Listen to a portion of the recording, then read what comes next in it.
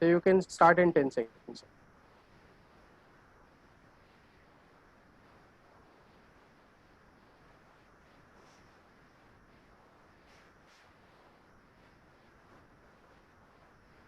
இனிய குழந்தை மருத்துவ சொந்தங்களுக்கு மாலை வணக்கம்.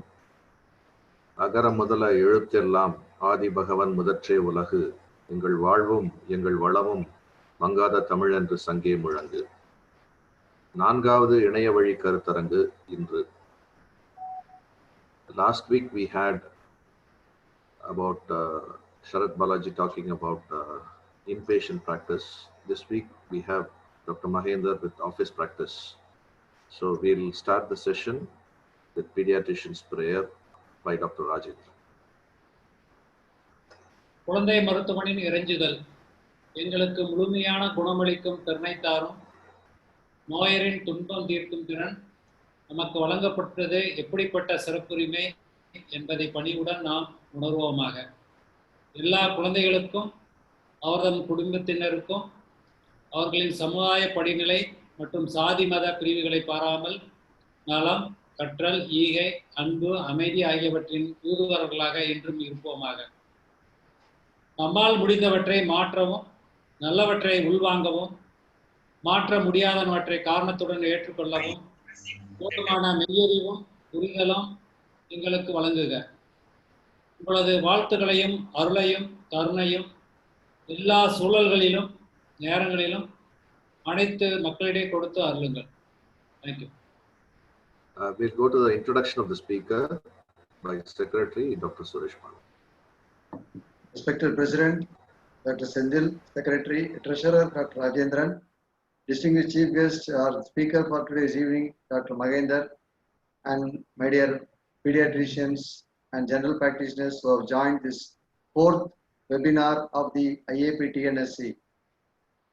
At the outset, I am very happy that we have been able to successfully conduct this program for the 4th time, and we are also very proud to note that many of the participants, among more than 400, have attended during the various webinars. I think we will continue with the same programs, and you will be extending your fullest cooperation during the subsequent programs as well. And I am very happy to introduce today's speaker, a very dynamic, young, talented pediatrician of our IAP Tamil Nadu. So he has graduated as an MBBS from KMC and his diploma in child health from the Institute of Child Health. After that, he has got the membership of the Royal College of Pediatricians in the year 2003. Even during his postgraduate period, he has presented many papers in various forums, the most notable one being the clinical profile of enteric fever at the South Pediga. He was a faculty member in many national conferences as well as most of the state conferences organized by IAP TNSC. He was a PALS instructor in 2003, conducting PALS at various places like Chennai, Madurai, Vellore, as well as Cochin. He was a PALS nurses instructor as well as editor of the PALS nurses manual. He has trained medical professionals in the integrated management of childhood illness, neonatal illness, which is a UNICEF sponsored program. His association with Kanchi Kamakodi Child's Trust Hospital for 4 years was immense. In the way he was in charge of the postgraduate program, entire program, he was organizing various teaching programs as well as workshops and CMEs in dengue, asthma, and critical care. He has co-authored books on symptoms and signs in pediatric office practice as well as handbook on poisoning in children, both released at the IJPP CME. He is a faculty of the Respire module of IAP. He is currently practicing in private practice at his own center at the MRC Medical Center at Santomai Road, Chennai, as well as he is a visiting consultant at the Child Trust as well as Apollo Hospital, Chennai. Today he is going to present a topic on case scenarios in pediatric office practice. With these very few words, I am very much delighted and happy to introduce such a very notable as well as a young, talented pediatrician who who is definitely a promising asset to IAP TNS. Over to Dr. Mahendra, sir. Thank you, sir. Thanks for the kind introduction. Teachers, seniors, and my dear friends, warm greetings. I thank IAP State Chapter for giving me this opportunity.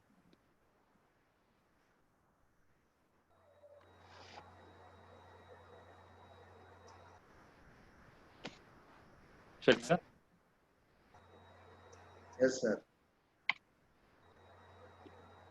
So the topic for today is cases in office practice. I start by thanking my mentor, Dr. Thangavelu, and the young blood in pediatrics in child stress, Dr. Venkatesh, for helping me to crop the PPT and make it more presentable.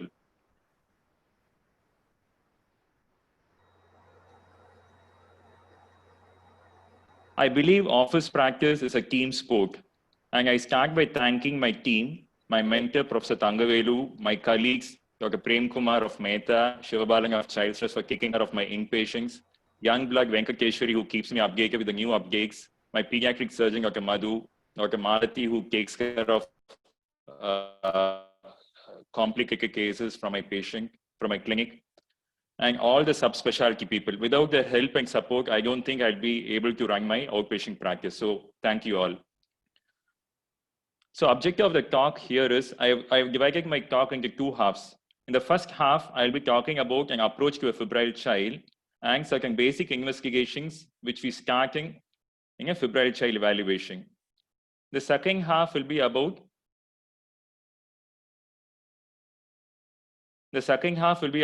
certain case scenarios which I have come across in day-to-day practice, and from each case scenario, what messages we can incur. So basically, it's two halves. One is on approach to a febrile child, and second half is among case scenarios. All these cases are true cases from my outpatient practice, and I'll be discussing only cases where timely diagnosis and referral has made a big difference in the management. So to start with, I think we all agree fever is the most common reason why children are brought to our clinics. And we also will be agreeing that most febrile illnesses are common viral illnesses, which usually settles in 4 to 5 days. And very rarely serious causes of the reasons children are brought. A good history and clinical examination alone will be able to differentiate serious from benign illnesses, and very rarely investigations are needed to differentiate a viral from a bacterial illness or a serious from a benign illness. The first step in management of any child with fever is to ask the parents to plot the temperature chart. It helps us in two reasons. One, to know the nature of illness, and second, to decide on the need for investigations. Usually what I do in my practice is, I ask the mothers to plot the temperature every 5 hours in a paper and tell them to come back if there are two issues. One, if the fever is worsening on the day 4 or day 5 from the onset of illness, or number 2, fever seems to be coming down, but the child seems to be becoming more lethargic, which is a sign of either sepsis or a GE. So temperature chart is the first step in the management of fever of any cause. How to approach a child with fever? This is Dr. Thangavelu's approach. We usually follow a 3-step approach. Step 1 is to assess ABC, that is appearance, breathing, and circulation. Step 2 is to look for focus of infection. Step 3 is to know the etiology. We'll come one by one. Step 1, of appearance. This has to be started as a child enters the clinic. As a child enters, look for whether the child is drowsy or irritable, or smiling and active and running into the clinic. Assessment of breathing, always make sure you undress an infant or a toddler, or lift the dress to see the work of breathing. In any febrile child, always finish your examination by touching the foot and feel for 2 things. The temperature, whether the child is warm and well perfused or is cold and poorly perfused. If you are in doubt whether because of the AC the child's feet is cold, always wrap it up, ask the child to be seated outside, reassess after a few minutes. Always feel the dorsal species. So that is your ABCs. The second step is to look for focus of infection, whether it is respiratory or a skin and soft tissue infection or some other cause of fever. I'll not elaborate on that. Third step is etiology of fever. As I already told, most causes are viral. So markers towards a viral are a child who has a significant coryza, a severe cough, a family member with a similar illness, or if the child has more than 2 organ involvement, like a child who has a respiratory and a GI involvement like diarrhea, you think of a viral cause. Once you go through these 3 steps, you decide whether to manage a child as outpatient or inpatient. As I told you earlier, investigations are very rarely needed in children with short duration fever, that is fever of less than 5 days. But sometimes we need to do investigations, and it's done in 2 situations. One, when the etiology is unclear, and number 2, to decide on whether an antibiotic is necessary. And when do we decide to do an investigation? As I told you, usually viral illness starts on the 4th day. If the fever goes beyond 4th day, that is 5th day or above, we usually start investigating. There are 5 situations where empirical antibiotics are given without investigating. What are the 5 scenarios? A child with streptococcal pharyngitis. When do we suspect? When a child has pharyngitis with a single site unilateral tender lymphadenitis with not much of cough and fever, you think of streptococcal pharyngitis. A child acute otitis media. A child with bacterial sinusitis. When do you think of bacterial sinusitis? When the child has persistent rhinitis for more than 10 to 14 days, or a child comes with fever, severe sinus tenderness, and purulent discharge from the nose, you think of bacterial sinusitis. Presence of dysentery, that is presence of blood in stool, or a skin and soft tissue infection. In all these 5 scenarios, there's no need to investigate. We give an empirical antibiotic. In other situations, you start an antibiotic only after investigating. The next question comes is there an ideal screening test? The answer is no, but there is a practical solution. We use a combination of complete blood count and a CA to differentiate whether it's a viral or a bacterial infection and to identify a serious bacterial infection. As we all know, a single CRP is less marker than a serial CRP. When you do serial CRPs and you see an increasing trend, it is more valuable than a single value. A single value of more than 40 milligrams per liter suggests a bacterial cause of fever to be more likely than a viral cause. CRP has a good negative predictive value to rule out a serious bacterial infection. What it does mean is, if you do a CRP and it is negative once or twice, then the chance that the child has a serious bacterial infection is very unlikely. So moving on to my first scenario. This is a 7-month-old girl who comes with fever of 4 days duration. I asked the mother to record the fever. She says the fever is worsening. On clinical examination, there's no focus. So what do I do now? As I told you, worsening fever on day 4, I asked for a screening test to know whether it's a viral or a bacterial and what's the focus. So what will I ask? The 3 common screening tests, what is usually done in the first round is a complete blood count, a CRP, and a urine analysis. And the father comes back with the reports. He comes with the first CBC report with total count saying 11,080 and eosinopenia. Presence of eosinopenia, yes, it does point towards a bacterial cause. And next shows me the report. The CRP report is 233. Now, with a combination of CBC, which was not very useful for me because the total count was more or less normal, but such a high CRP of 233, this points towards a serious bacterial infection. In a toddler, the most common serious bacterial infection we come across in day-to-day office practice is a urinary tract infection. So always make sure you ask for an urine analysis along with these 2 screening tests. and the fifth shows me the third, the urine analysis, which has 20 to 25 puzzles.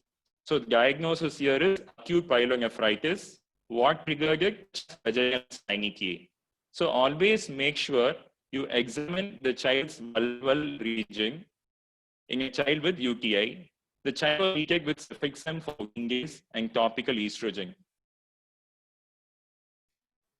So the message here is, most times investigations are not needed in children with short duration fever, that is fever of less than 4 days. We might have to start thinking of investigating if the fever goes beyond 5 days and it is showing a worsening trend.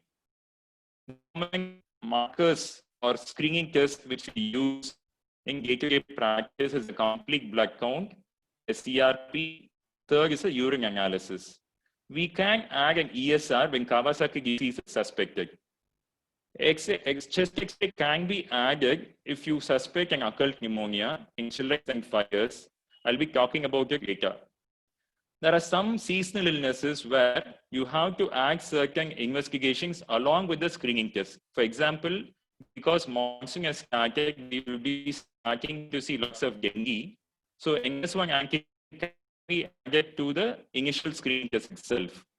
The point here is, remember, the NS1 antigen is positive from after onset of fever and is usually positive only during the first days of illness. After it becomes negative. So don't rely on NS1 antigen after 4th day. Pandemic of COVID being around, the next question the parents will ask, should we test for COVID? The answer is yes, yes, but 4 to 5 days and tell the family COVID again is most self-limiting. If the child's fever goes beyond 4 to 5 days and shows a worsening trend, whether child has cough or cold or non-respiratory symptom, we will test only after 4 to 5 days. H1N1 is another test which we may probably be using the next few months in a child who presents with severe respiratory illness. So the take-home message is CBC, CRP, and urine analysis are the first-line screening tests in children presenting with acute febrile illness. Always do a urine analysis in any infant or toddler with fever without focus. In my clinic, probably the first test I ask for any infant or toddler who ends with fever who shows a worsening trend on 4th day. One urine analysis does not point to urine infection. I ask for a CBC and CRP. So this is a very important message I would like to pass on. So do a urine analysis in infants and toddlers without focus. Okay, next. You have a parent who comes to you with CBC and CRP report. How are you going to correlate it? If you have a child with a high WBC count, next look at the CRP. If the child has high total count and high CRP, the 3 common infections which run in your mind is the child having acute pyelonephritis, that is febrile UTI. Number 2 is a child having pneumonia. These are the 2 common infections in any child with high counts and high CRP. Skin and soft tissue infection usually manifest obviously, and there's no need to do a CBC and CRP. The less common infections we come across with high counts and high CRP are scrub. So any child who presents with fever of more than 5 to 7 days with high counts and high CRP, look for Eschkas. Always remember, Eschkas are in the covered area, so you have to undress a child to look for Eschkas. Think of septic arthritis, any child who presents with high fever, who has a painful limb or refuses to walk. Any child with altered mental status with high counts and CRP, think of meningitis or sepsis. One important point I want to remember is, don't always think of an infectious cause in a child with high counts. Do not miss non-infectious cause like leukemia. So always make sure you look at the peripheral smear and a Kawasaki disease, especially in infants and toddlers. Coming to the next, where the parents come with low total count. So when you have low total count, again, next you look at the CRP. You can have 2 scenarios. One scenario where the total count is low, but the CRP is very high. In such a case, you think of entry fever if the fever is beyond 5 days. The other pointers towards entry fever are a low normal platelet count, an SGPT,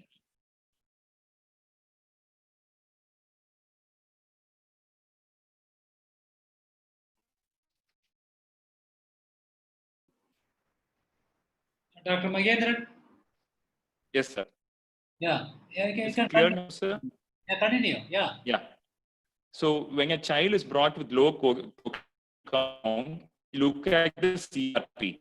If the CRP is high and the fever is gone beyond, say, 5 to 7 days, you have to think about an enteric fever. The other pointers towards an enteric fever are a platelet count which can be low normal in the range of around 1 to 1.5 lakhs, and SGPT which is slightly more than SUV. And remember, the liver enzymes are in hundreds in enteric fever, like hepatitis, viral hepatitis, where it is in thousands.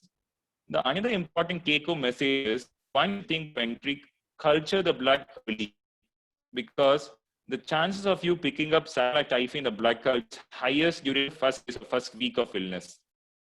In the second scenario, if you have a child low total count and a normal study, you're dealing with a viral illness. During dengue season, you think of a dengue illness, especially the low, the hemoglobin is either normal or high, and the liver enzymes, the SCOT is higher than the SGPT in dengue. The other useful test to confirm dengue is NS1 antigen. As I told you earlier, it's positive after 24 hours and becomes negative after 4 days. So that is a window period. IgM dengue becomes positive after 4th day. Coming to my second scenario. This is a 3-year-old girl brought with worsening fever on day 5. There was no focus. A screening test where basically we asked her to do a CBC, CRP, and urine analysis. The report showed a high total count, a very high CRP, and urine analysis was normal. So high counts and high CRP points towards a serious bacterial.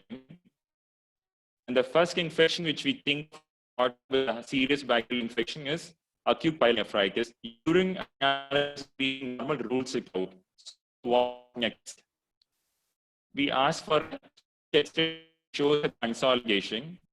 So this is a scenario of an occult pneumonia. So the next question is, what is occult pneumonia? As all know, pneumonia is any child who presents with fever with or without respiratory distress is considered to have pneumonia, and chest X-ray is only a confirmation of the diagnosis. And pneumonia generally presents fever with some respiratory symptoms or signs like cough, tachypnea, respiratory distress, or hypoxia. This is the classical presentation of pneumonia: fever with respiratory symptoms or signs. Sometimes infants and toddlers are brought with fever without, that is, no respiratory symptom and sign. Do a screening test and you are surprised to see a very high count, a count of more than 15 to 20,000. And once you rule out a urinary infection, think of an occult pneumonia. So occult pneumonia is nothing but a child with focus, that is no respiratory symptom, but you do an X-ray pneumonia. Kawasaki disease. In Kawasaki disease, in any infant or toddler who presents with the worsening fever of more than 4 days. The ESR and CR are very high in Kawasaki. This is one of the conditions in infants and toddlers where ESR is very useful to diagnose and monitor their illness. But the most important thing is, don't jump the conclusion of Kawasaki whenever you see an ISR and CRP. Common infections like UTI, pneumonia, and other causes. Why it is important to diagnose Kawasaki is early diagnosis changes the prognosis. That is, to avoid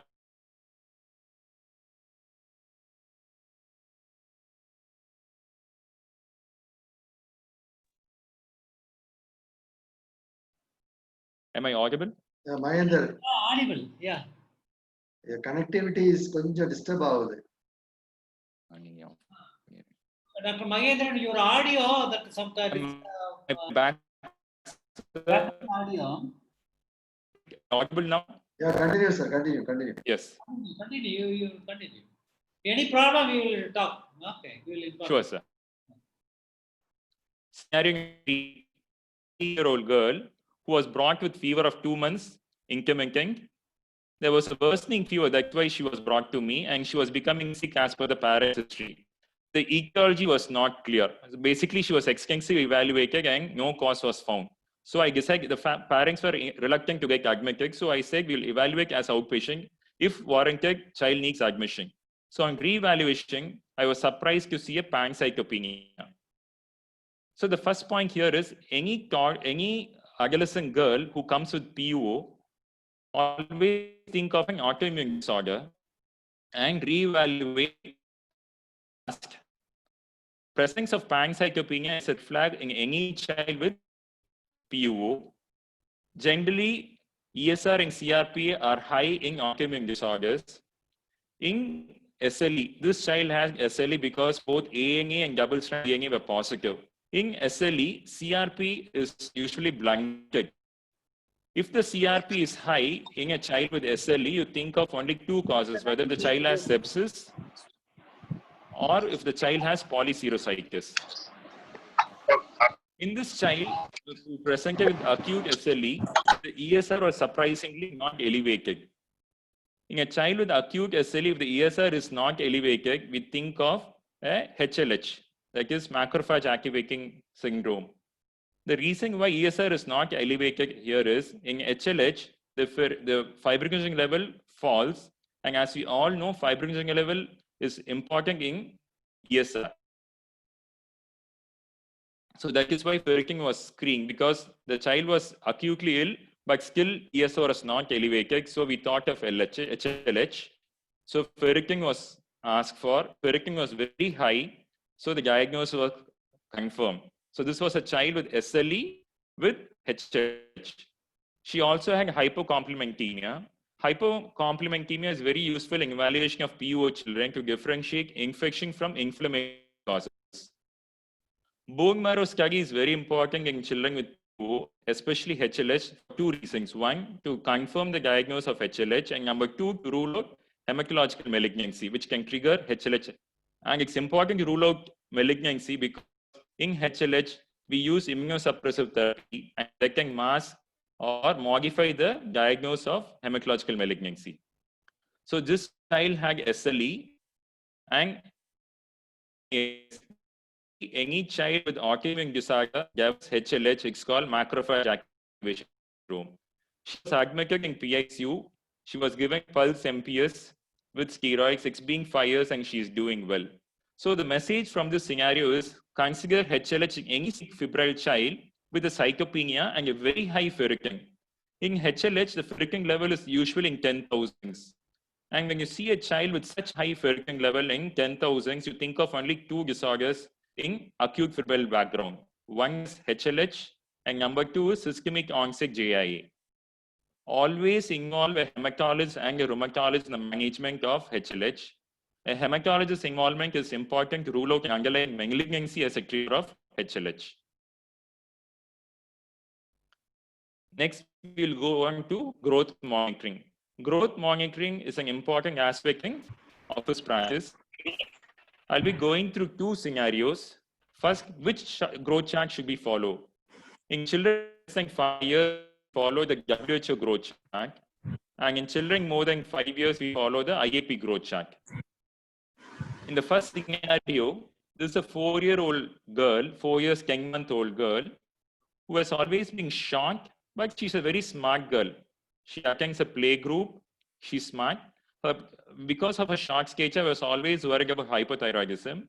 But because of neonatal skin was normal, I was just monitoring her. There was a family history of short stature in the paternal aunts. Whenever I talk about growth to the father used to say, "Daughter, my sister is short, my aunts are short, that's why she's short." So we decided to just monitor growth velocity. As you all see, this is a growth chart. She was below the 3rd centile, but she was growing. She was growing at around 4 centimeters per year. Because she was having a reasonable velocity, I decided to wait. But I decided to investigate once I saw the growth chart becoming flat. So because of poor growth velocity, that is, as you see in my prescription, the growth velocity of 5 centimeters in 18 months, so which is a poor growth velocity.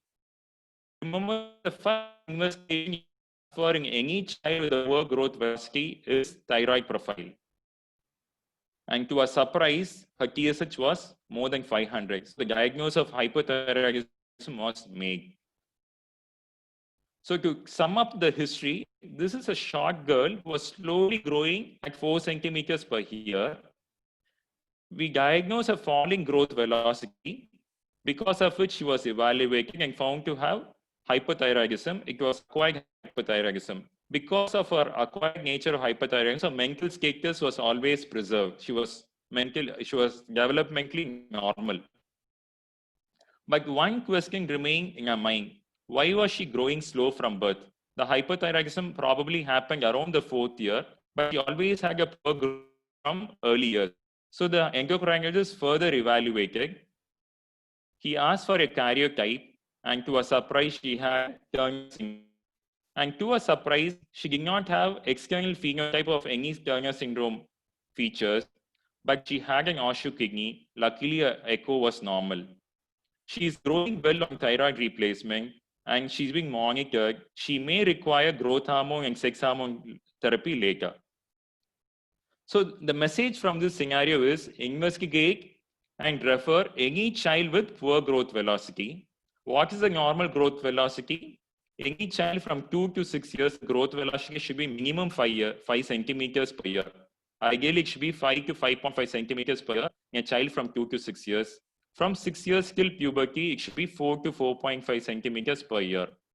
Any fall below 4 centimeters or 5 centimeters, as per the age I mentioned, should be a referral indicator. Any short statured girl, think of Turner syndrome. The next scenario in growth monitoring, this is a 7-year-old girl who was brought for breast development. Should we refer? Yeah, definitely.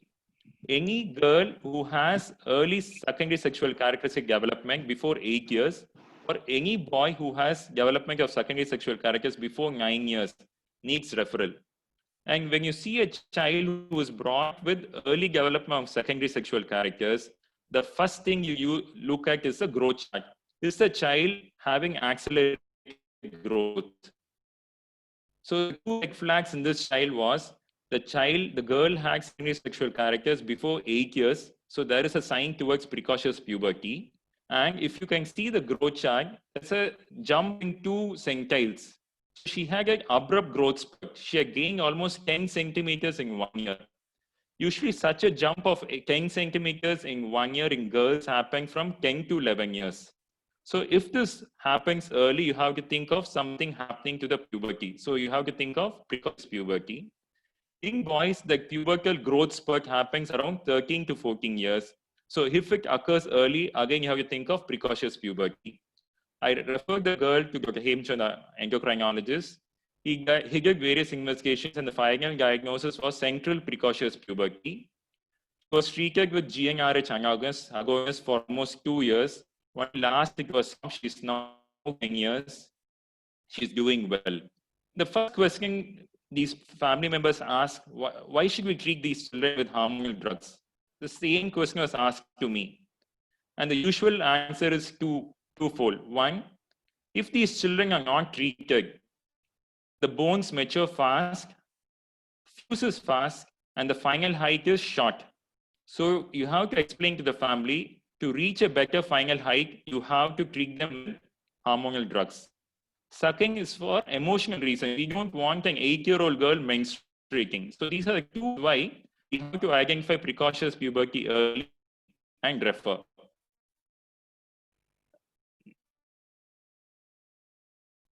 Do not miss an examination of genitals, vision, back in any child in outpatient, and at least once documented in your file.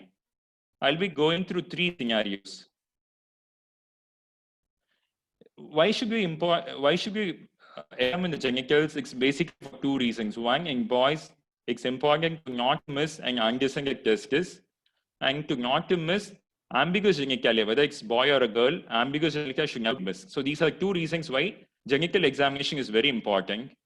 Never miss a missing testis in the scrotum. So always make sure you examine the testis, see whether both of them are descended, and always make a note about it in the file. What I do is in my file, in the top right corner, I put it as T and 2 arrows down, which means the testis has been examined by me and has been descended, so that I don't have to be examining each time. So this practice is I found this to be very useful. Scenario 6. This girl, whenever she enters the clinic, I feel guilty since I missed the boat. This is a story of an 8-year-old girl, and I have been a pediatrician from infancy. The school teacher asked her for an eye check because she was not reading from the board well, and it was found she was almost blind in one eye due to a lazy eye. I have missed the lazy eye for almost 8 years. And why she developed a lazy eye was, it was due to an unidentified high refractive error in one of the eyes. A few words about lazy eye or amblyopia. Amblyopia is a functional reduction in visual acuity. It is secondary to uncorrected squint or a refractive error. Remember, this is the most common cause of preventive pediatric visual impairment. Early treatment improves outcome. To have a good prognosis, identification should be less than 5 years. So the message from this scenario is, vision check is mandatory before 5 years. As a pediatrician, we can always time it with a second DPT booster at 5 years.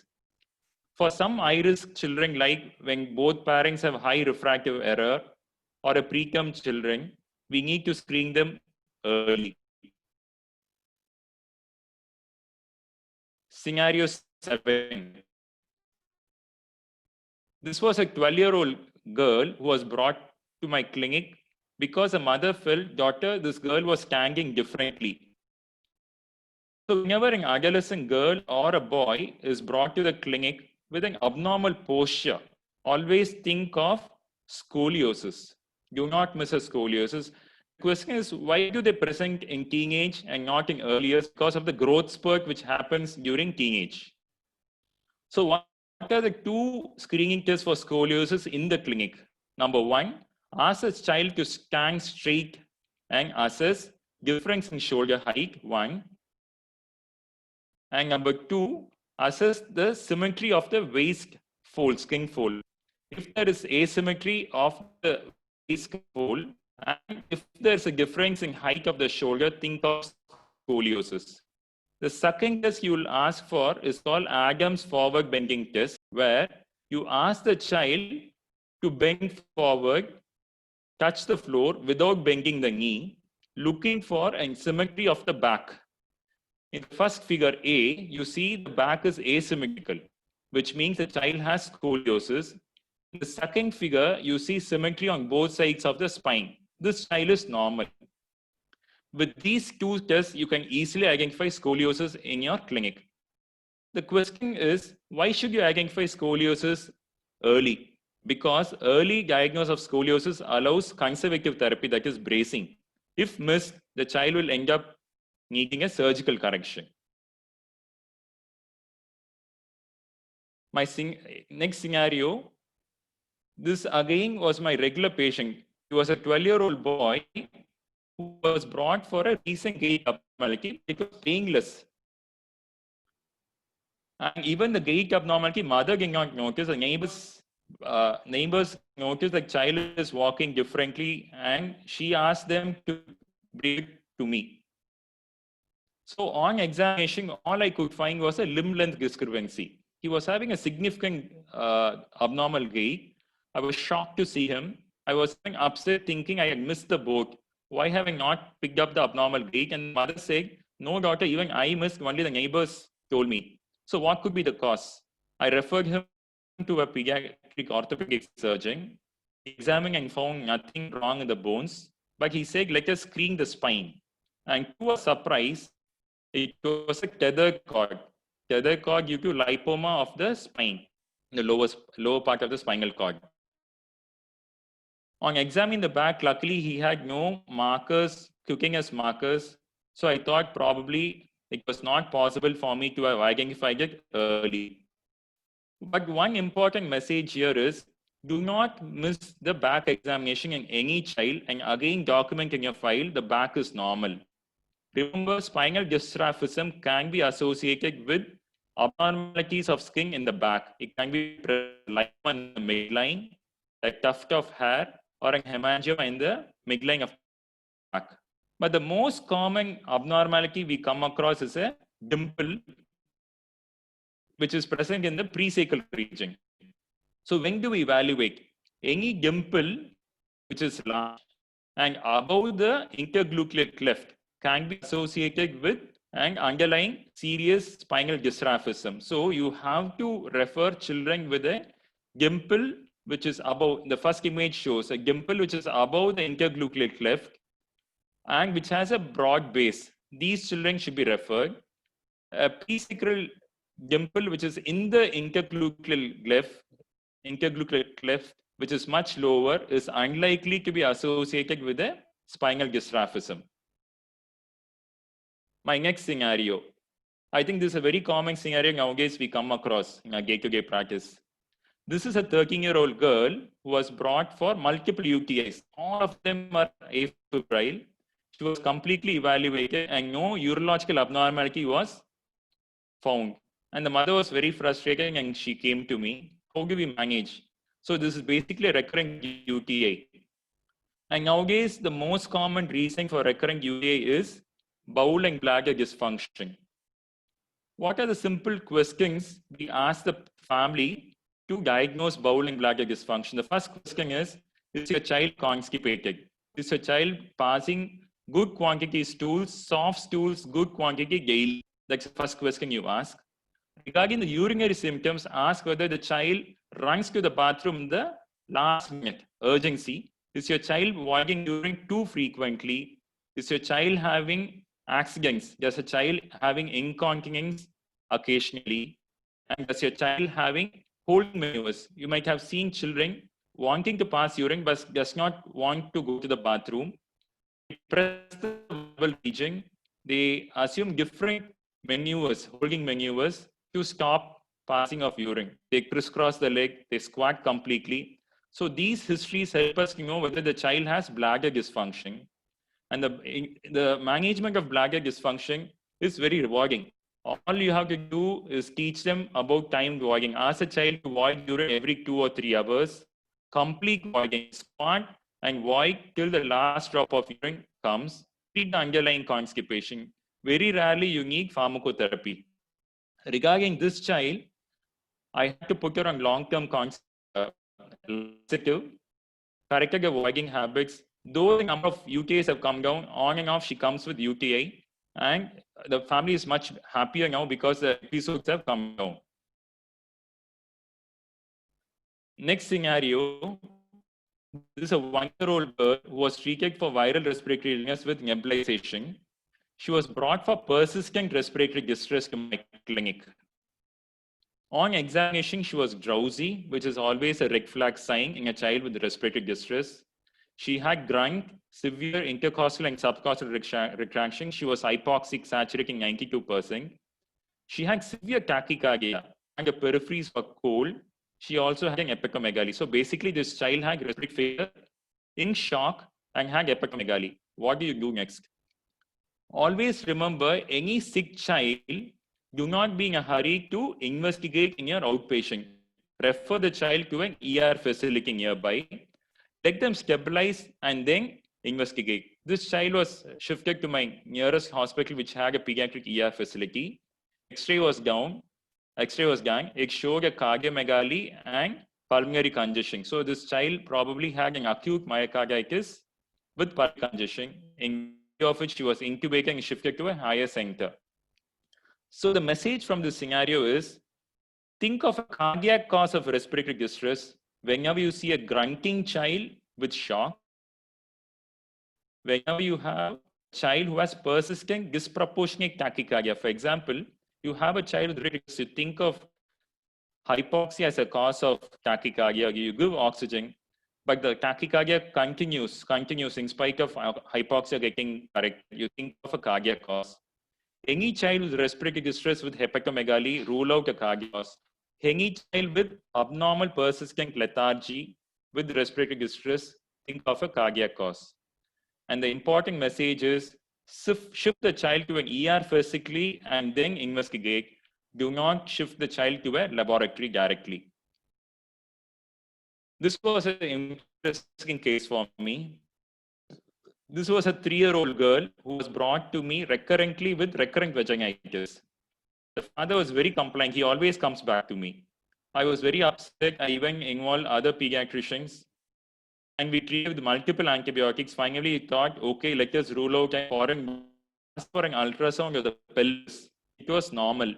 Then we decided, okay, let us refer to a surgeon and ask for a vaginal wash. It will help in removing the foreign body, which was missing in ultrasound.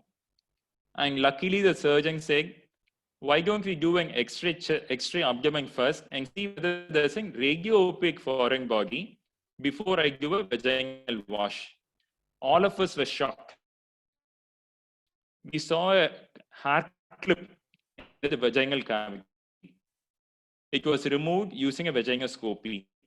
So the message here is, think of a foreign body in any child who presents with recurrent vulvovaginitis, probably in a combination of X-ray and ultrasound and the vaginal wash will help in the management of these children, making sure you're giving a proper course of antibiotics to treat the vulvovaginitis. The next scenario, a child coming with a limp to a clinic.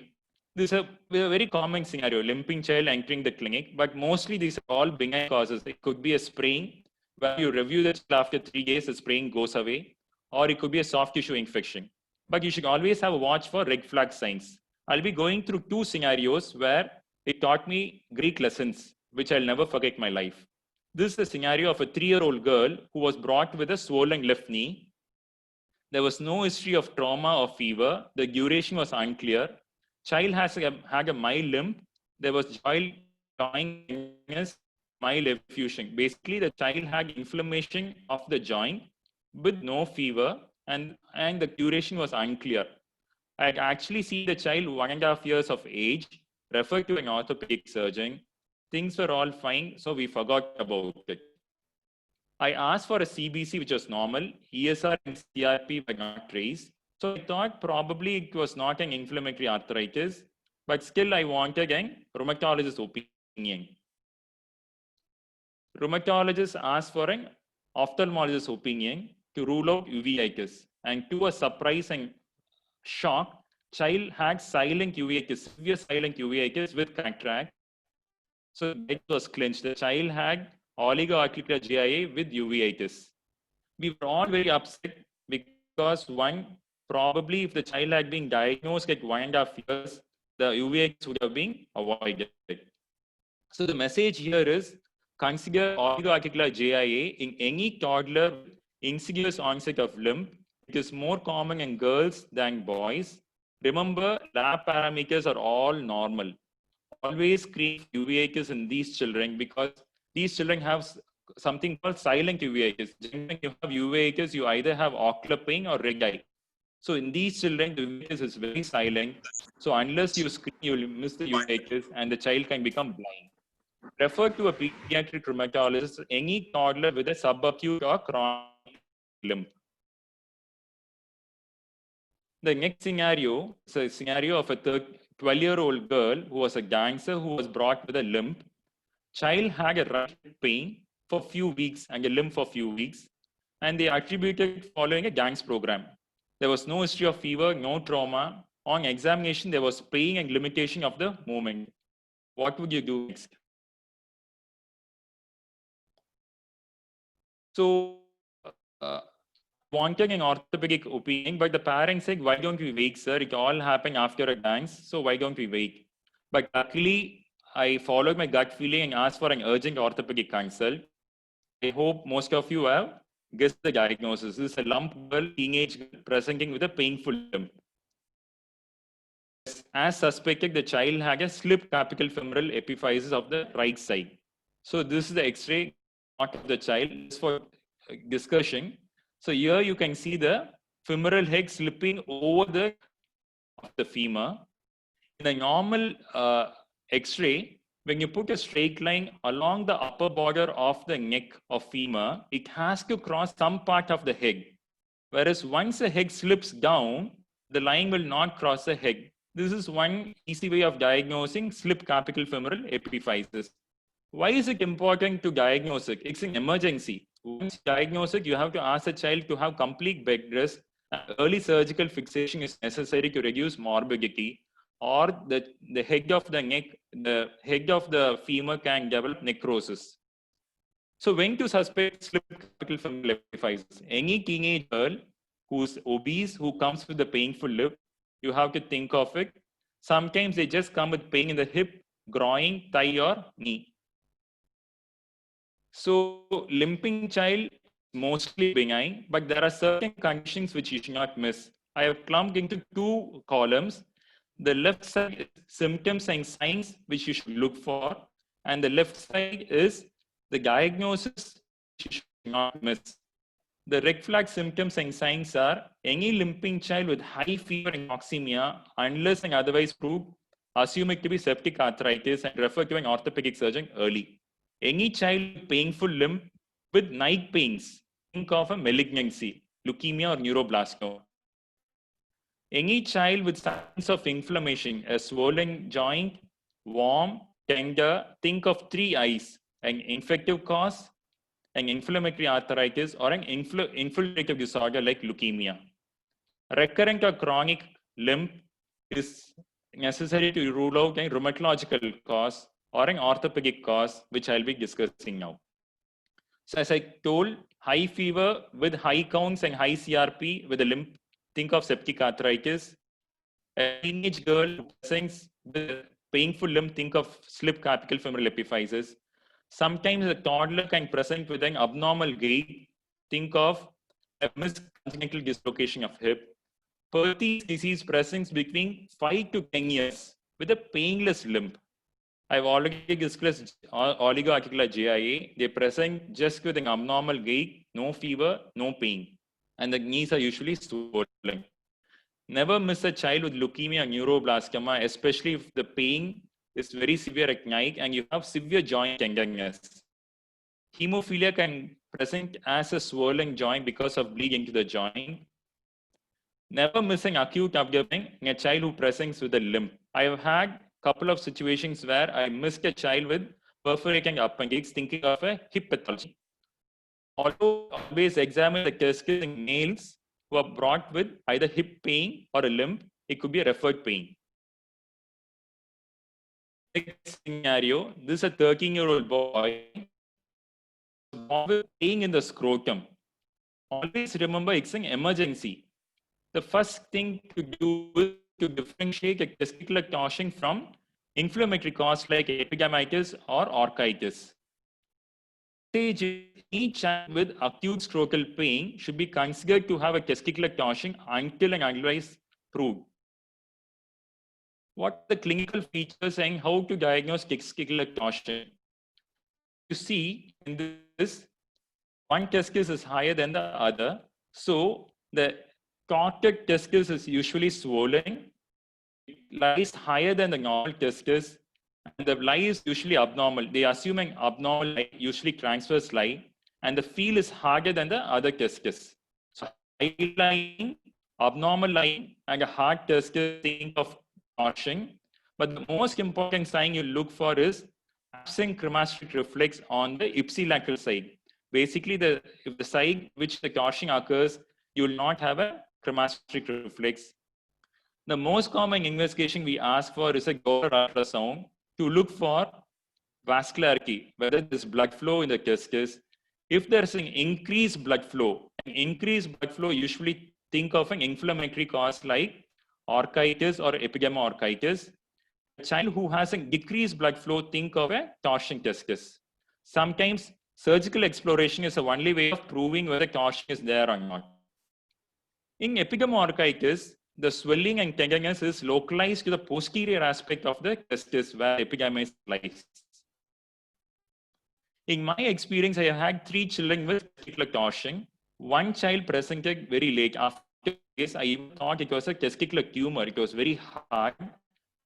But Doppler and ultrasound and exploration found it was a missed testicular torsion. One child operated in time and the child is on follow-up. The testicles are growing well. Presented with torsion of the testicular appendix. Torsion of appendix torsion needs to be managed conservatively. There's no rule for surgery. The message for this scenario is do not miss a testicular torsion in any child with acute scrotum, especially at pubertal age. Why puberty is during puberty, the testicular volume increases and risk of torsion is higher. It is a surgical emergency and the critical period is 6 hours. The viability of testis decreases after 6 hours. Scenario 15. I hope all of you are awake.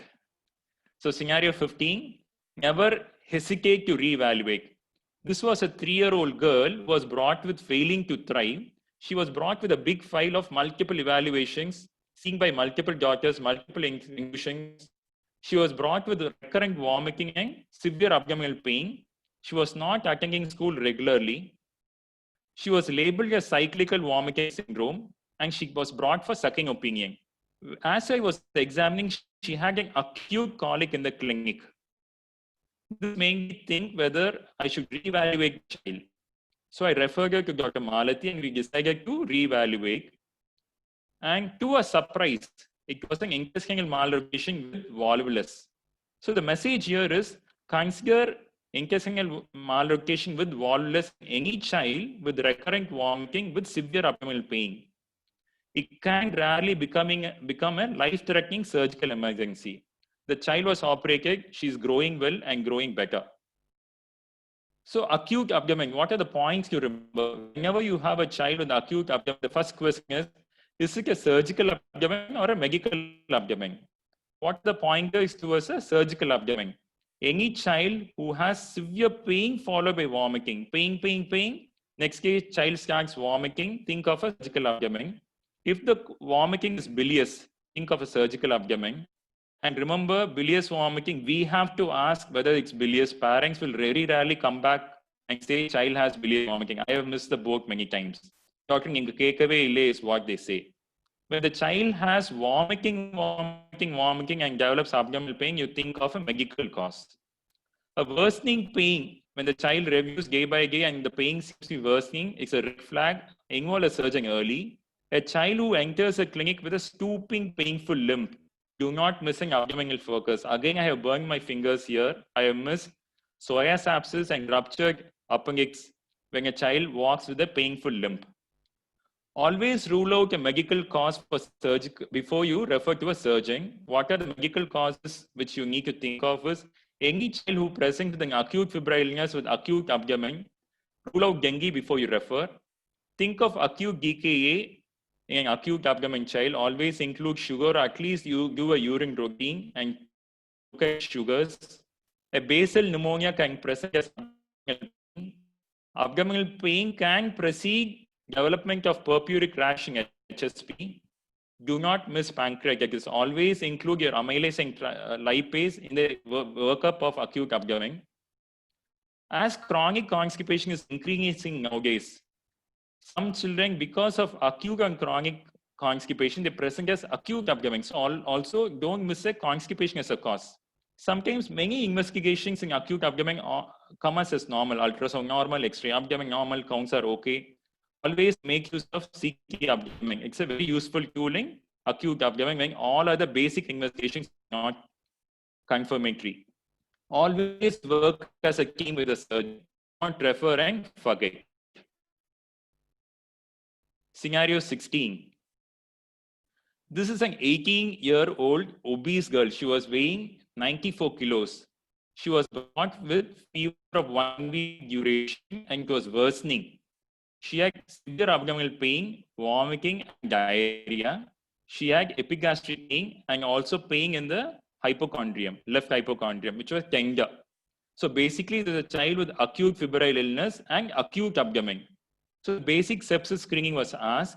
To a surprise, the total count was 33,600, a CRP of 302. Ultrasound showed hepatomegaly. Chest X-ray was normal.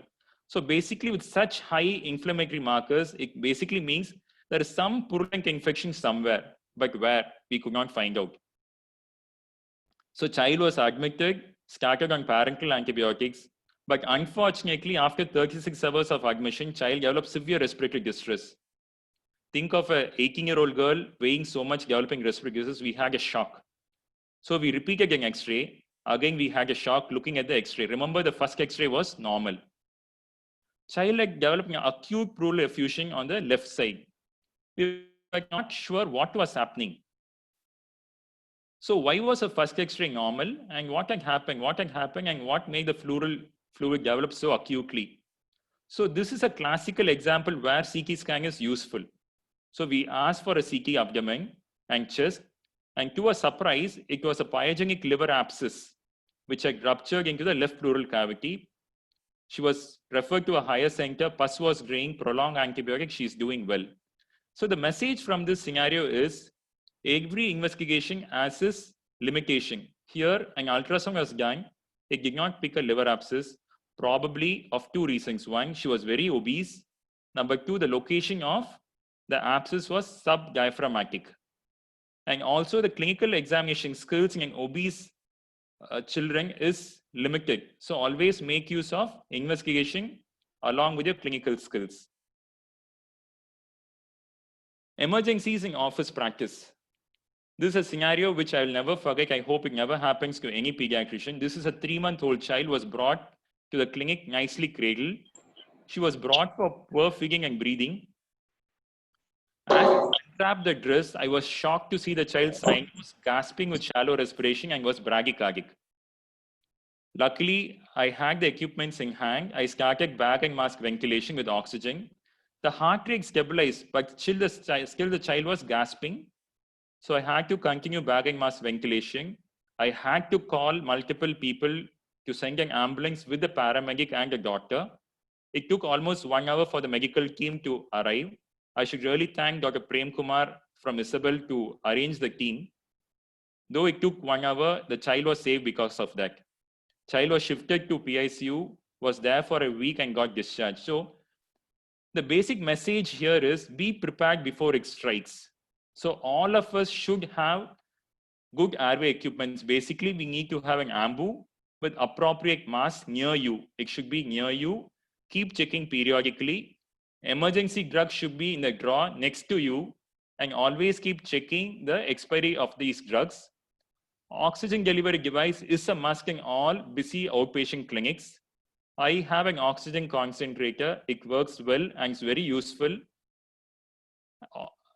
We need to have some form of monitor in the clinic, a pulse oximeter with a heart monitor to monitor seriously ill children before referral, to document, or during stabilization. Scenario 18, I'm almost towards the end of my presentation. This is a 12-year-old boy who had an exam the next day, but unfortunately he developed fever, headache, and vomiting for 3 days. He was brought with intermittent episodes of inappropriate speech. So the first thing I thought was probably some drug, antihistamine was triggering the inappropriate speech. I saw him in the morning. I said, let us give only paracetamol. I'll again see him in the evening. Let us reevaluate and decide whether we need to evaluate. Luckily, the father was very compliant and very proactive. He came back in the evening and said, Doctor, I'm not very happy. He's talking more inappropriately. Even simple questions, he was not answering appropriately. I was concerned. Basic labs were all normal. What should I do next? This is a child with sort of an encephalopathy with fever background. I asked for an MRI, and to my shock and surprise, the radiologist called me saying this was herpes encephalitis. This was a child who walked into the clinic with inappropriate speech with a mild fever background. We had to admit, and child was treated with 21 days of acyclovir. The message here is MRI is a very useful tool in diagnosing in a workup of febrile encephalopathy. CT has a limitation. Avoid CT, and you do CT only in acute trauma cases where you want to rule out an acute bleed, acute hydrocephalus, or to rule out a cerebral edema in a sick child where you can't shift for a MRI, which takes a longer time.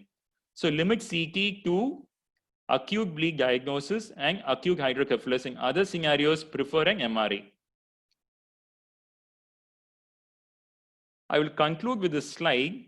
So I think all of us will agree mental health disorders are increasing in children. Early recognition and referral is necessary. As we all know, autism and ADHD is increasing, but there's some other disorders which need early recognition and referral.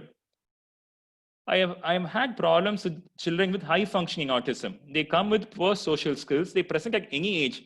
I've had children in teenage who are brought because they are being bullied in school and they go through depression. And on analysis, they are found to have poor social skills from early years and they're bullied in school. Learning disorders can present in any way. They can present as school refusal, behavioral problem. So always screen for LD in children who present with school refusal or behavioral problem from school. Depression is again increasing. Think of depression in any adolescent who present with recent mood change or a behavioral change. And my psychiatrist, Dr. Venkateshan, always says, ask pediatricians to refer obsessive compulsive disorder early, OCD, because early treatment has a wonderful prognosis. So we have to be having good knowledge about mental health disorders in children, and early diagnosed referral does make a big difference. And of late, my referrals from my outpatient has been maximum to Dr. Venkateswaran than to other subspecialty people. To sum up, in our outpatient practice, we have to decide only on two things when a child enters a clinic, whether to admit or are we going to manage as outpatient. The big chunk falls in the first category. You just give a symptom relief, you reassure the family, explain the warning signs, and keep reviewing the child. That is a main chunk. Almost 90-95% of our patients fall into that group. Symptom relief, reassurance, and explain warning signs. The second group is a group who comes with symptoms and signs, and it's very clear. Child with stinging soft tissue infection, where you don't have to investigate, you directly give antibiotics. Children with presenting with sinusitis, otitis media, pharyngitis, these are children where you don't investigate, directly giving antibiotic. This is a second group. A very small group needs to be investigated to decide on treatment. So to conclude, pediatric office practice is an art. It involves monitoring of growth and development, listening to symptoms, what the parents tell us, observation of various signs, reassuring. Most of us, we keep reassuring. Keep watching and warning for red flag signs. You have to keep telling the parents about red flag signs. Investigations are rarely needed in an outpatient practice. Always remember, it's a team sport. Always keep discussing with your team. Enjoy your office practice. Thank you. Thank you, Dr. Mahender. It was a wonderful presentation, very useful, very practical, and very methodical in approach. Really, I congratulate you for your wonderful presentation. You had neatly summed it up, but certain things I would just like to sum up. Usually in an OPD practice, you have to triage the patient. You had said it wonderfully. And when to give the empirical antibiotics, only 5 situations. And so the CBC and CRP combination, and how did a vaginal synecdoche present as an acute pyelonephritis. So always document about the 3 things, the genitals, vision, and back. And of course, bowel bladder dysfunction can produce multiple episodes of urinary tract infection. And of course, you said about the grunting child with shock. You have to think of not only of a respiratory infection, child can go in for a myocarditis and a cardiac pathology. So, and recurrent vulvovaginitis, you told about the foreign body. And of course, the limp and the Kleins line in slipped capital femoral epiphysis, and of course, testicular torsion. You said the 6 hours is the viability time. So acute abdomen, you have to differentiate as a medical or a surgical abdomen. In obesity children, you have practical difficulties in getting the findings. So you had wonderfully done it, and you had told also that the mental health disorders are in the increase, and so you had given a very lucid presentation. Thank you so much. Thanks, sir. So we have got one or two questions. The first one is pyogenic liver abscess rupturing into the left pleural cavity. Yes, sir. Yeah, I've got the question. I don't know what the question is No, they meant were for. thinking that why it was in the left pleural cavity. Yeah. You already told it in your presentation, sir, but still the question has been asked. Yeah, I think pus can drain anywhere. It tracks through any space. So we were all surprised. We never thought of a liver abscess rupturing the left side. If the child had a right side effusion, probably we would have guessed an ultrasound picking up an hepatomegaly with the pleural effluent. We would have guessed that probably it was a liver abscess. So we were shocked.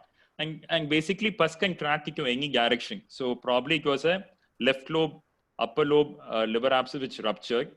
That is a possibility. But these are true scenarios. So these are all true scenarios. So it can happen. Mahendra, can you switch off your video? Switch on your Yes, sir. video. Sure. Video. Please go ahead, Suresh. Sir, the next question regarding that slipped capital femoral epiphysis, no? That girl, you told she was obese. The question asked is she obese to get slipped femoral epiphysis? So you want me to start my video or stop it, sir? Video. You can start, sir. Yeah. Okay, sure. Now only your She was plump, sir. She's a plump dancer. So you don't have to be extremely obese to develop slip capital femoral epiphysis. Children who are plump are prone. And typically it happens during the growth spurt. She was plump. She was not categorized as an obese girl. Actually, she did have a borderline thyroid abnormality. Actually, Dr. Ravi Kumar is following her up for that. Okay. So these children are prone for endocrine disorders. So she did have an abnormal thyroid profile. Okay. So how often do you see malaria, sir? The malaria in Chennai, in my area, hardly 1 in 2 years or so, sir. So you don't investigate child for malaria in Chennai? Actually, usually I do include malarial parasite in my sepsis screening. For a simple reason, I tell the family, this is one disease where the treatment is absolutely different. We can't afford to miss. But nowadays, I've reduced the number of malarial parasite investigations which I'm asked for. I do ask only if all other parameters are negative. I use it as a second line investigation, not as a first line investigation. Okay. And what about tuberculosis? How often you come across tuberculosis in chronic? Not much, sir. Not much. And how common is acquired undescended testis? I got the question. I'm not able to answer the question, how common and acquired. But the question about retractile testis, and this again is very common.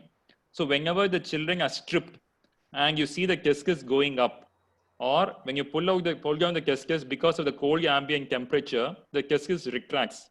So we have difficulty to differentiate whether it was an undescended testis or recently retracted one. So usually we ask them to squat down fully, wait for some time. If it is a retractile testis, it mostly descends down. And again, you can also milk it down through the scrotum. A pure retractile testis, which is again repeatedly going back into the upper part of inguinal canal, needs a surgical referral. Okay.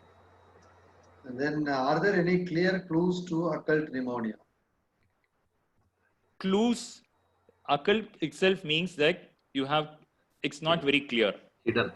It's not very clear. So when you should think of is again think of a common cause. Think of any infant or a toddler or a child less than 5 years comes with high grade fever. How I do is I ask for a urine analysis. Children above 5 years, they usually explain that they have pain while passing urine.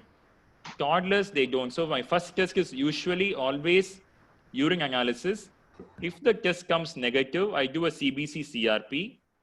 If the child still has no symptoms, I ask for an X-ray.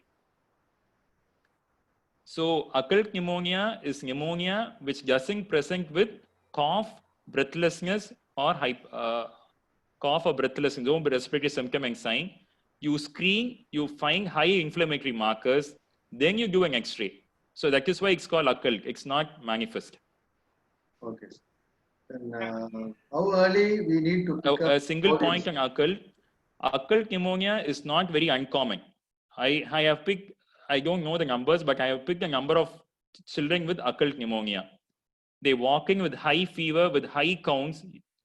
The first thing you ask is, this is especially in grown-ups, high counts, high CRP, you ask and you will be confident, okay, this child is going to be having pneumonia. You ask for an X-ray, the parents will come and say, how did you guess, doctor? See, the infections are very common. There are only few common infections which happen. So we have to first try to rule out the common infections, whether it's UTI, pneumonia. Rare infections are rare. So How early we need to pick up scoliosis? once you think of scoliosis, it needs referral. And number two, scoliosis itself, it needs monitoring. Not all scoliosis needs to be treated. An important thing is to refer to a pediatric orthopedic surgeon. And in my practice, I am probably having 3 children with scoliosis who are under follow-up. And they are not under bracing, they're just under follow-up with serial every year X-ray of the spine. So they have some measurement to decide whether the child needs bracing or not. And the good thing about scoliosis is it gets arrested once the growth spurt is over. So that is why monitoring during the growth spurt is very important. Kawasaki disease, what other, any other specific investigation or test for us? So Kawasaki, yes, it's a very tricky diagnosis actually. The important thing is not to miss an easily treatable common infection. Make sure you don't miss an acute pyelonephritis, pneumonia, occult sepsis anywhere before labeling as Kawasaki. At the same point, delaying diagnosis of Kawasaki is a situation. My practice per year, diagnose Kawasaki. Off late, we are seeing and diagnosing incomplete Kawasaki. I didn't want to touch that because it's a big topic. So Kawasaki, you need 4 out of 5 diagnosis. Diagnosis of incomplete Kawasaki is you can't wait for the child to develop 4 out of 5 criteria. The child can develop ectasia of the coronaries. So once you rule out other causes of acute fever and high CRP and ESR in an infant, you start thinking of incomplete Kawasaki. There are some criteria. Criteria are: 1, if the child has persistent high total count, anemia, thrombocytosis of more than 4.5 lakhs, hypoalbuminemia, high liver enzymes, sterile pyuria. If you have 3 out of 6 of these, you label it as high incomplete Kawasaki. In the background of high ESR and CRP, infant who has an ESR of above 40 and a CRP of above 30 with no identified cause of fever, with any, once you think of incomplete, do an echo. If the echo picks up coronary ectasia, there is incomplete Kawasaki or a Kawasaki. There's no point in discussing, but it's a Kawasaki disease. Dr. Rajendran, please go ahead. Yeah, regarding tethered cord syndrome. Yes, sir. Having any blood and bowel involvement? Sir, your voice is not clear, sir. Now, tethered cord syndrome, tethered cord, Yes, sir. Yes, sir. bladder and bowel involvement was there? No, actually, this guy did not have any bladder involvement or bowel involvement. And that was one of the reasons I could counsel for an early surgery. I told the father and mother were very reluctant for a surgery. Okay. These are the situations where, as a primary physician, our role comes in to convince them for a surgery. So I had to give them articles where to show that delaying surgery in tethered cord causes permanent bowel and bladder dysfunction. So this child luckily did not have. It's been almost 1 year since Dr. Suresh Babu has operated on this child, and the child is doing well. One more question, Dr. Mahendra. Yes, sir. Nowadays, we don't find this in a case of a limp in a child. Psoas abscess, I think it is coming down. I don't think we've nowadays see a psoas abscess. I have seen only one child probably long back. That's and right. again, I missed the diagnosis there. Actually, I thought it was a septic hip and referred to an orthopedic surgeon. He said, hey, we further evaluated, it was psoas abscess. Yeah, nowadays it is coming down actually. I also diagnosed probably some time back, 10 years back. But one important thing is, I'm seeing a few delayed presentation of perforated appendix. Probably because of antibiotic usage, one. Probably children, adolescents, grown-ups, they don't complain much until the pain becomes very severe. So I've had situations where children are brought with 4 days of abdominal pain, vomiting with a limp, and you touch the abdomen, you know, okay, there's problem. There is mass in the right abdominal, right iliac fossa. So that's why I wanted to mention in 2-3 places where a limping child enters a clinic. Also think of an acute abdomen. Yeah, the particular, the typical stance or the walk of the patient will diagnose acute appendicitis, which we should not miss actually. Stooping, limping walk into the clinic. Yes. Sir, when would you start investigating fever without URI signs? After 48 hours or so? When would you start? I will stick on to my first slide. I generally ask the parents to wait for 4 days. 4 days. So I usually start investigating only after 4 days. And that too, I'll ask them to bring a temperature chart. If the temperature chart shows a worsening trend, a fever which was 100, 101 on the first 48 hours, going to become 102, 102, 101 on day 3, day 4. Yes, that is a place where I evaluate. Yes, many times I have burned my finger. I have had very bad pneumonias or severe UTIs I have missed, but those are very rare scenarios, probably once in 2 or 3 years. For that reason, we can't be evaluating every child early. Sticking on to 4 days to 5 days worsening fever is a good marker probably. When would you do stool culture in non-bloody, non-mucus diarrhea? Honestly, I've never asked for a stool culture in my practice. If such scenario occurs, I will definitely involve a senior gastroenterologist. The leptospirosis as a diagnosis, in your experience? Actually, I had a diagnosis of leptospirosis in one of my scenarios. I had to pull it out because of shortage of time. Actually, it was a girl who was brought with jaundice, abdominal pain, low-grade fever, diagnosed as leptospirosis elsewhere, treated and brought for a second opinion. Ultrasound picked up a GBG stone, gallbladder stone with pancreatitis. So all jaundice with low-grade fever and hepatitis are not infective. You have to think of a surgical cause.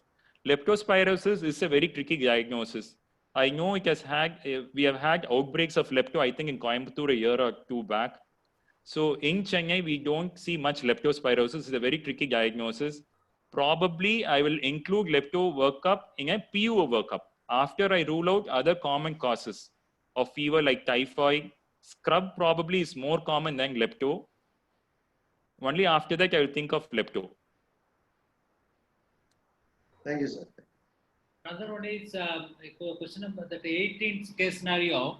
Yes, sir. The fever, the earlier there is present fever, headache, and vomiting, and altered sensorium.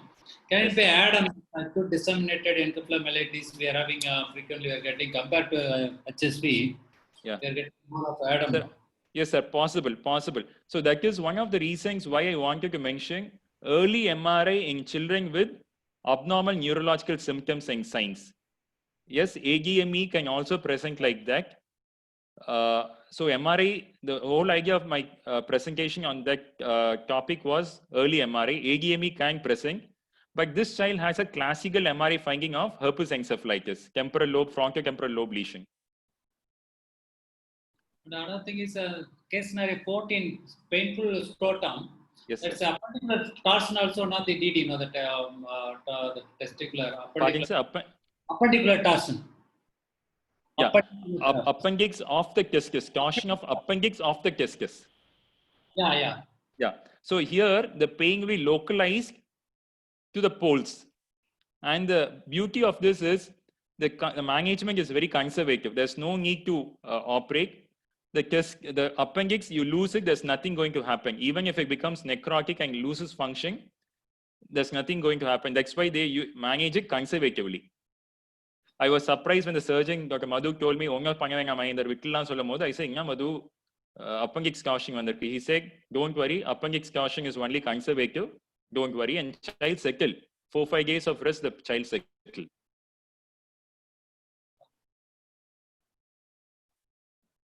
Okay, if there are no questions, I think we can wind off with a vote of thanks by Dr. Rajan. At the outset, I thank Dr. Magendran, who has presented clearly for common pediatric problem in general practice, and it's actually excellent. And I think day-to-day life we are facing, and a common scenario also has presented. Once again I thank Dr. Magendran, and I thank our President Dr. Aram Sendil, and thank Dr. Suresh Balan for excellent questioning.